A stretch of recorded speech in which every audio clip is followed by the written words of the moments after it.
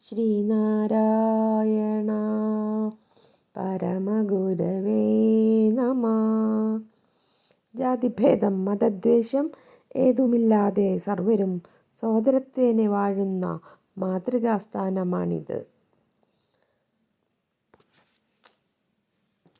നാം നമ്മുടെ ശിവനെയാണ് ഇവിടെ പ്രതിഷ്ഠിച്ചത് എന്ന പ്രഖ്യാപനത്തിലൂടെ ദൈവത്തെ എല്ലാവരുടേക്ക് മാറ്റിയ ശ്രീനാരായണ ഗുരുദേവ തൃപ്പാദങ്ങൾ ഏകമാനവഗതിയുടെ പ്രഘോഷകൻ.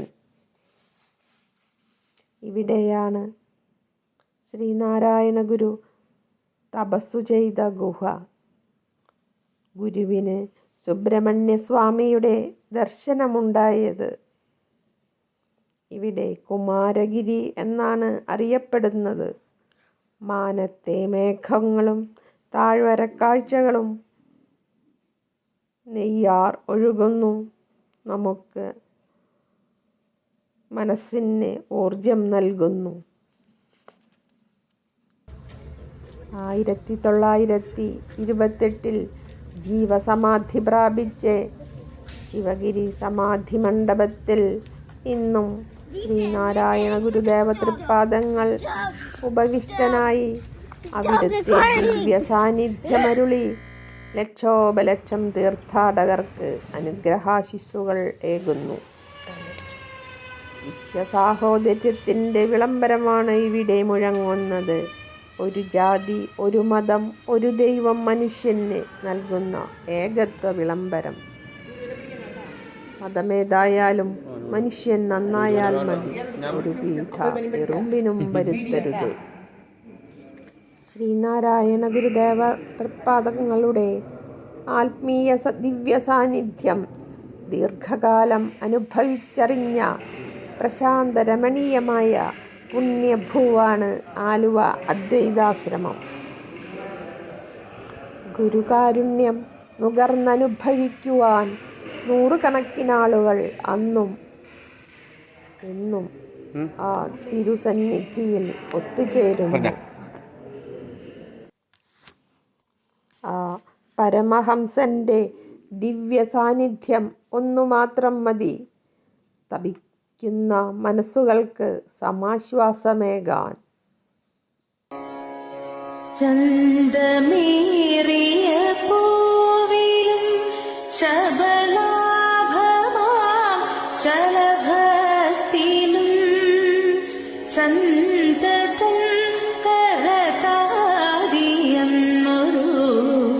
ചിത്രചാതുരി കാട്ടിയും ഹന്തചാരു കടാക്ഷമാലക അർക്കരശ്മിയിൽ നീട്ടിയും ചിന്തയാ മണിമന്ദിരത്തെ വിളങ്ങുമീശനെ വാഴ്ത്തുവിൻ. ചിന്തയാ മണിമന്ദിരത്തെ വിളങ്ങുമീശനെ വാഴ്ത്തുവിൻ. കാണപ്പെടുന്നതൊക്കെയും സ്ഥൂലം, സൂക്ഷ്മം, കാരണം എന്നീ 3 രൂപങ്ങളോട് കൂടിയതും പരമാത്മാവിൽ നിന്നുമുണ്ടായി അതിൽ തന്നെ ലയിക്കുന്നതുമാകുന്നു. അതിനാൽ പരമാത്മാവല്ലാതെ വേറൊന്നുമില്ല. സകല പാപങ്ങളെയും നശിപ്പിക്കുന്ന, വറുത്തുകളയുന്ന പരമാത്മാവിൻ്റെ യാതൊരു സ്വരൂപം ഞങ്ങളുടെ ബുദ്ധിയെ തെളിച്ച് നല്ല വഴിയെ കൊണ്ടുപോകുമോ? ധ്യാനിക്കേണ്ടതായ ആ പരമാത്മാവിൻ്റെ ആ ദിവ്യരൂപത്തെ ഞങ്ങൾ ധ്യാനിക്കുന്നു.